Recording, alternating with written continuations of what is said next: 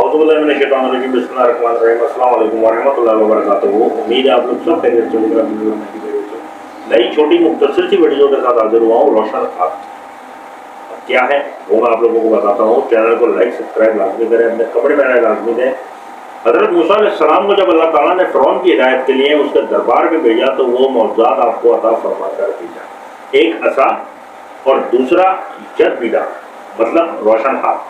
حضرت موسیٰ علیہ السلام نے اپنے گریبان میں ہاتھ ڈال کر باہر نکالتے تھے تو ایک دم آپ کا ہاتھ روشن ہو کر چمکنے لگتا تھا، پھر جب آپ اپنا ہاتھ گریبان میں ڈال دیتے تو وہ اپنی اصلی حالت پر ہو جایا کرتا تھا۔ اس معجزے کو قرآن عظیم نے مختلف صورتوں میں بار بار ذکر فرمایا۔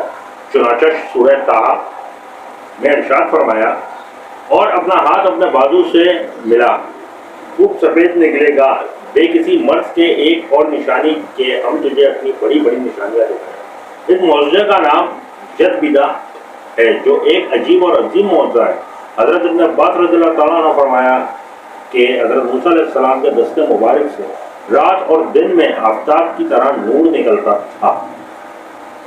یہ چھوٹا سا مختصر سا واقعہ تھا حضرت موسیٰ علیہ السلام کا، جو ان کے ہاتھوں میں اللہ تعالیٰ نے ایسا نور دیا۔